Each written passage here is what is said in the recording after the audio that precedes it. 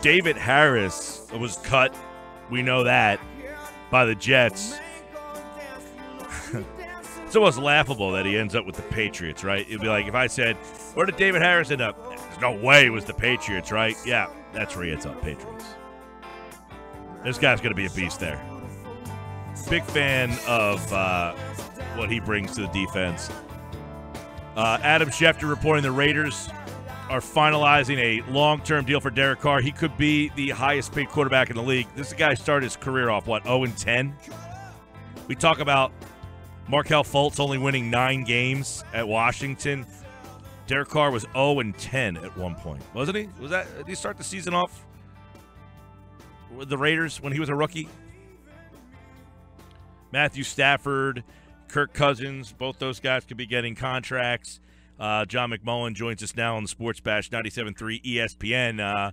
Quarterbacks are going to make some big money, but Carr at the top of that list, John. It looks like finally they're going to get a deal done there.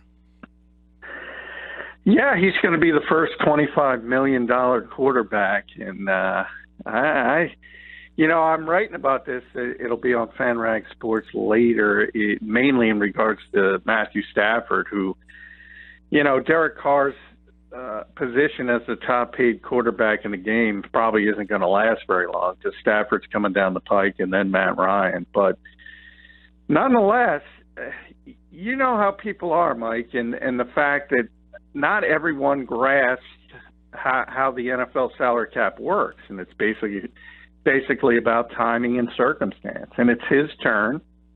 But to the casual fan, they're going to say Derek Carr is the highest-paid quarterback in football. Derek Carr is the first $25 million a year quarterback. I think this is one of those situations where you would be best, and this includes Matthew Stafford as well, you'd be best laying in the weeds and taking $24 million and staying behind Andrew Luck and not taking that mantle. There's so much when the expectations come on. And let's face it, people are going to say, Derek Carr makes more money than Aaron Rodgers and Tom Brady. And the reality is, yes. I mean, that's how it works, but not everyone understands that. Yeah, I mean, like I said, he got off to a rough start in his career. He lost his first 10 games that he started. Lost all the way down. So he got off to a slow start, but he has really changed the fortune of that franchise around. I mean, he made them. They were 3-13 his rookie year, but they made the playoffs, and this is a team that's going in the right direction. You think anyway? Don't get me wrong. You think, right? We think. Yeah, I mean, that was their first winning season since Rich Gannon was there. So, and they were arguably the second best team in the AFC. If he didn't get injured, they probably would have been the toughest hurdle for the Patriots to clear on the way to the Super Bowl. So, look, he's a very good quarterback, and that's a good team, an ascending team that's relevant for the first time in a long time. But there's enormous pressure that comes with that kind of contract. And if you obviously your lifestyle isn't going to change if you make $24 million versus $25 million, but the optics of it change dramatically. And that would be my concern, and that would be the advice I would give him. If I was his camp and one of his agents, I'd say, look, you're making a ton of money. Let's not put this sort of target on your back. And I would say the same thing even for a veteran guy like Matthew Stafford. Yeah, right now Andrew Luck is the top-paid quarterback in the league. Carr's deal is said to be close to $25 million. And then you mentioned Stafford. What is going on with Kirk Cousins? I mean, there was, obviously this has been going back and forth for a while. But do you anticipate that they will get something done with him, or is this his last year there? Well, I think it's up to Kirk Cousins. They obviously want him back. But there's a situation potentially out there because Kyle Shanahan's in San Francisco and they've gone the bridge route with Brian Hoyer, that they'll obviously be in the market for a quarterback next season. If he looks at the landscape and says, I don't want to be in this mess of an organization. We all know what happened with Bruce Allen and Scott McCloughan and how wacky Daniel Snyder can be at times. If he says, I don't want to be here, I want to go to a guy, reunite with a guy I respect a ton like Kyle Shanahan, that's a possibility. But there's no question the Redskins want him. There's no question they will pay him at this point, now that Bruce Allen and Doug Williams are in charge. So it's really up to him. I mean, if he wants to be in Washington, he will get every opportunity to stay there. On the other hand, Hugh Jackson loves him as well. And obviously Cleveland has not fixed their quarterback situation. Although they hope Deshaun Kaiser is the answer, but that is what it is. It's a hope. Sure is. John McMullen's with us at JF McMullen on Twitter. FanRag Sports NFL, their national football columnist. The Patriots signed David Harris of the Jets. I mean, it's almost natural, right? This is the way it was supposed to be. It's almost like the Patriots sticking the knife in. If you think about the New England Patriots and the New York Jets, first it starts with, obviously, Bill Belichick was the coach of the Jets for one day and resigned. So that's number one. But a lot of people forget in 2001, it was Mo Lewis of the New York Jets who knocked out Drew Bledsoe in a September game, and that was the start of it all. That was when Tom Brady came in and took over the New England Patriots, and ever since, the Patriots have been beating the you-know-what out of the New York Jets. And at the time, if you're a Jets fan, and Mo Lewis was one of the most popular players on that team, well-liked, well-respected, he makes this huge play. You knock a former number one overall pick out of the game, and they got to put in number 199. You think that's a good thing for your team. It turned out to be the worst thing possible, and everything has been downhill basically for the Jets in that rivalry since that hit. Yes, very good reflection there. Dave Harris signs a 2-year, $5 million contract. Now, he's 33 years old, so there's no guarantee that he still has, Pro Bowl years left in him. But, I mean, this guy was just a consummate middle linebacker. Yeah, and hey, I'm not even sure he'll make that team, to be honest. They're very deep at linebacker. Yeah, Hightower. He's 33 years old. Yeah, they got Hightower, McMullen there. Yeah, Shea McClellan. They have Kyle Van Noy they got from the Lions. They still have Mikowski. I can't think of his name off the top of my head, but he's a traditional middle. Ninkovich, thank you. He's a traditional middle linebacker, and they really haven't had one of those since Mayo was there and retired. So maybe they're looking for that, but maybe they're not. And this is one of those situations where obviously David Harris, and that's what I was bringing back, he's sort of like the Mo Lewis of this generation. He's so loved by the Jets fan base, and he's been such a productive player for a decade. And all of a sudden the Patriots take him. They don't need him, but they just take him. Kind of funny. I just like the way those two teams kind of like kid brother, big brother and kid brother, and big brother just always keeps backhanding little brother down the driveway like, get your basketball and go run to the neighbor's house. Eric Decker, 1-year deal with the Titans. There were some people that were surprised when he got cut by the Jets too. Now, he made a lot of money in New York, but good deal for the Titans here? Yeah, I think so. I mean, it's a veteran receiver. He's had 3 1,000-yard seasons, so when he's healthy, he's a proven guy.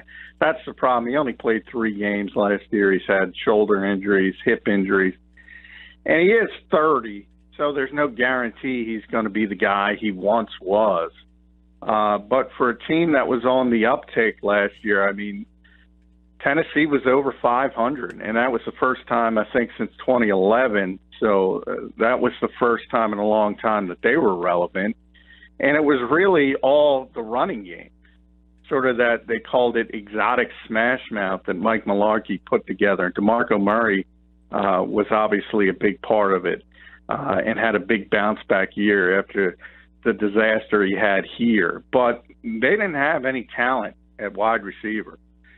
And they've added a lot. It started with Corey Davis in the draft, and now Eric Decker hopefully can be that number 2 guy. But certainly he's an improvement on what they had.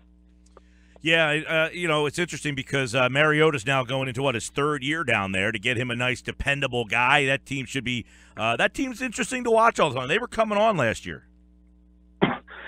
Yeah, they were, and the concern is that Mariota broke his fibula in December, if you remember. So he has not done much work in the off season, and that's obviously a big deal for a young quarterback. You'd prefer that he be able to do and have a full off season, but he spent much of it rehabbing. And we go to a guy, he had a steep learning curve. We know the offense he came from in college, and it's been he's a very talented guy. He works extremely hard. He has everything you want as far as a skill set goes, but it was, as I said, a steep learning curve, and he's still on that curve. He hasn't learned everything yet, so they wanted him to be around. I think that injury is a bigger deal than most people think, simply because as far as becoming a true NFL, level signal caller that can go through his progressions and all those things, he needs all the reps he can get still. John McMullen's with us, 97.3 ESPN.com, covers the Eagles, and, of course, the national NFL columnist for FanRag Sports NFL. He joins us here every day at this time on the Sports Bashes. We're always talking NFL here, and one of the things that we look at here, too, Jeremy Maclin, by the way, that story that he was told basically over the answer machine, hey, pal, thanks for your services, but it was revealed that he played through a torn groin last year, so you wonder if that had to do with, his lack of production and how that factored into the Chiefs deciding to move on from him. Well, it makes some sense, obviously, because he dramatically dropped from a production standpoint. He had a huge year, his last year with the Eagles, so over 1,300 yards. But even his first year with Kansas City, he was over 1,000, and then kind of fell off the table. So in a lot of ways, if there was the injury, as he said there was, that is actually a positive sign for the Baltimore Ravens, because that indicates that maybe he isn't losing it as a player, and it was completely injury related. Right. So from that standpoint, I think it's good. Kansas City wants to get Tyreek Hill on the field. That's just a matter of what it is. I mean, he's one of the most explosive players in the NFL. I think it had more to do with him than Jeremy Maclin. It's tough, though, because as you mentioned, that surprised me with the voicemail, because he and Andy Reid are so close, and he was at his wedding 2 weeks earlier. So I'm not sure if Maclin's going to send back the toaster oven as well, but I'm sure he wasn't happy with the way that went down. Yeah, probably not. You mentioned Kaiser. What's your thoughts? What are you hearing in Cleveland about that situation at quarterback? Yeah, I mean, I think he's going to start. You can kind of see it, sort of the narrative coming out of Cleveland already. They're talking him up. It's not a big hurdle to climb. He's got to beat out Kody Kessler and Brock Osweiler.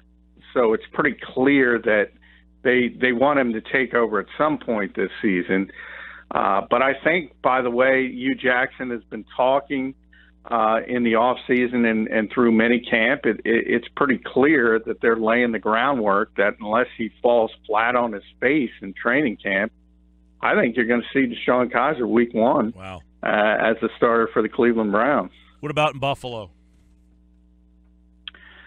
Well, I mean, Tyrod Taylor's the guy there for now. Obviously, they were able to work out a deal which is far more team friendly before they restructured it. So there's no guarantee that he's going to be the long-term guy moving forward, but he certainly has the chance. And that's the one thing in the NFL, if you're on the field, and this is the case with whoever, Kody Kessler, if he's able to win that job in Cleveland, even Brian Hoyer in San Francisco, even Josh McCown with the Jets, if you play well, people aren't going to take you out.